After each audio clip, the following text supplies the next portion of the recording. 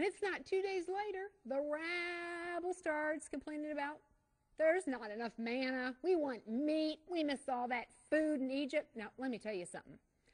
These people were slaves. They were not eating the food they're thinking they ate in Egypt. They ate scraps and barely had anything. But that's what the selective memory. They're thinking they're missing all this food they never even ate.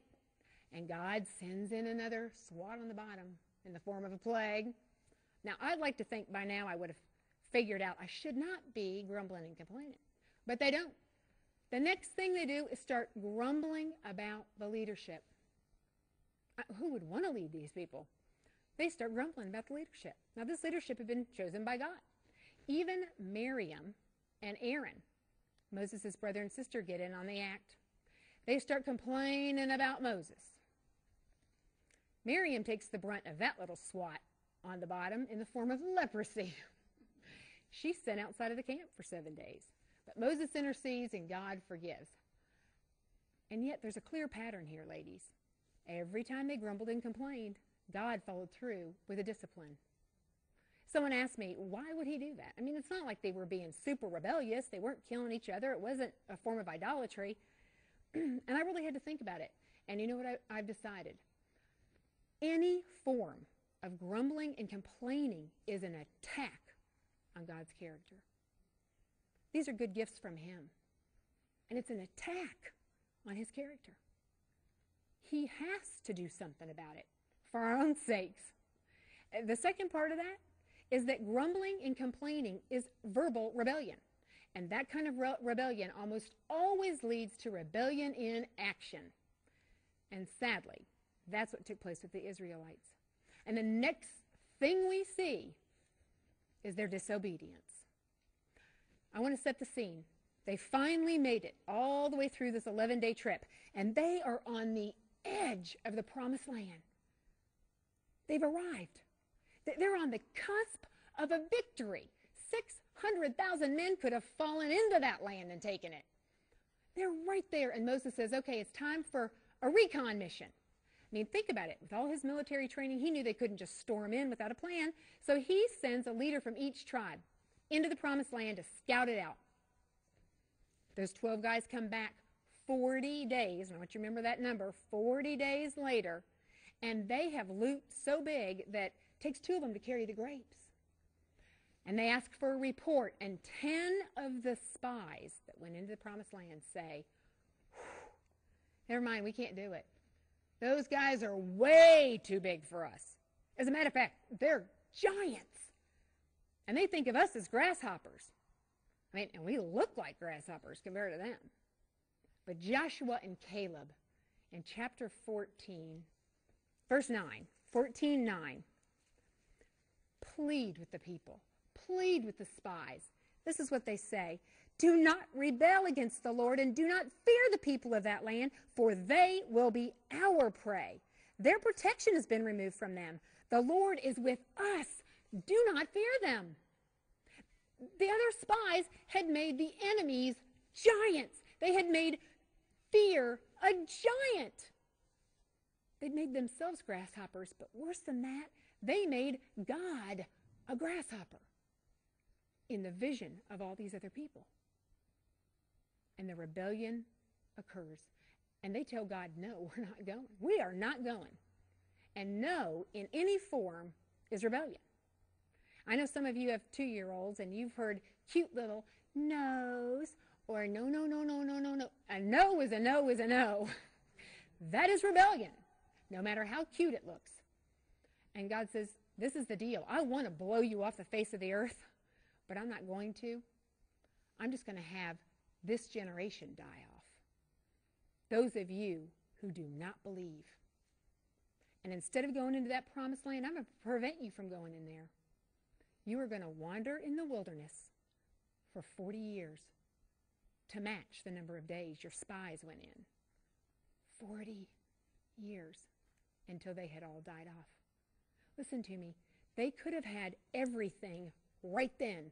The property, the blessings of God, all the promises fulfilled. They could have had it all. And now they have nothing. Just regret. No profit, no progress, nothing but death. Unbelief brought unrest. But that's not the end of the story. No, we're going to meet the second generation. And the second generation eventually gets led back right to the edge of the promised land again. They went all around the plains of Moab, like I said, like spaghetti noodles on a plate. And God, in his great mercy, takes them through the same thing. The census, the cleansing, and once again the communion. Only this time, the census was not taken by Moses and Aaron. You see, before they actually got to this part, there's a few little stories I just want to whet your appetite with. There's Korah and the rebellion. You need to find out about that. There's Balaam and a talking donkey in there. There's also the fiery serpents that went through a camp. And I want to tell you, that picture is so important that Jesus refers to that himself. When Moses lifts up the bronze serpent in the desert, Jesus uses that illustration to refer to his own crucifixion. So please read this. I'm skimming. I want you to get the meat of it. It makes it so much more meaningful. But Marian and Aaron eventually die. In the 40th year, they eventually die.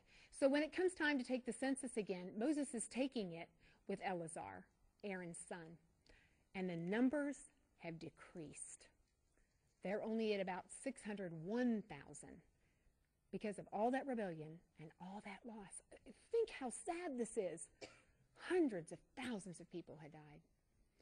But sandwiched in there is a sad story about Moses. Remember, I started saying Moses was not the character of faith in this, but he too was a victim of unbelief.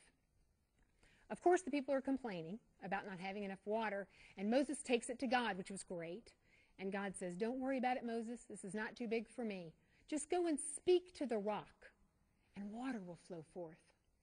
But Moses, who has had a little anger problem in the past, remember he killed the Egyptian soldier and broke the tablets, gets to this rock and says to the people, you know what? We are sick of you.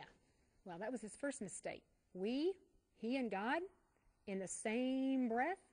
We are so tired of your complaining, but we'll give you water anyway. And instead of speaking to the rock, he smacks it twice with his staff. Now God, in his mercy, still had the water flow out for the people.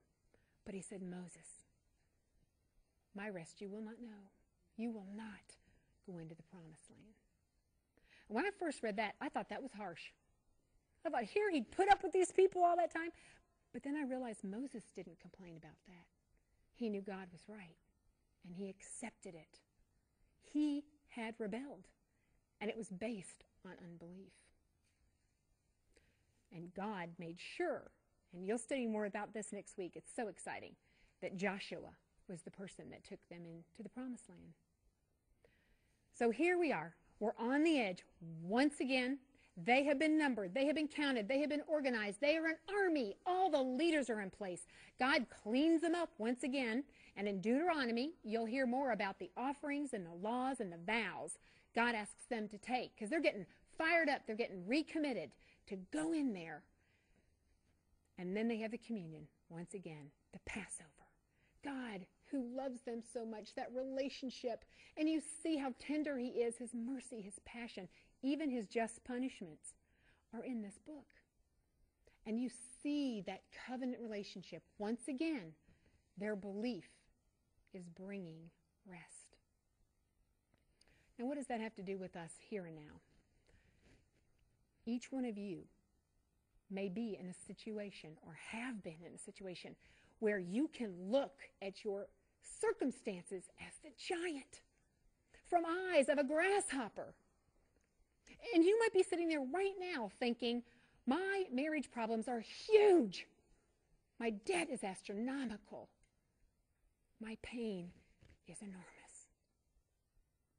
I can't believe God really wants me to go and reconcile my marriage or keep my kids in public school or forgive that person that was so hateful to me. But I want you to rethink it. You might be on the edge of the promised land. even though it's felt like a wilderness, even though in Teresa's words it felt like a dry desert, something you don't understand, you could be on the edge of a promised victory. A promised victory. You could be the next Joshua and Caleb to somebody else. You could be like Trace, whose song you get to hear now. It's called When the Well Runs Dry. Those desert times of believing in God. And unlike me in the waterbed, you should find rest in that.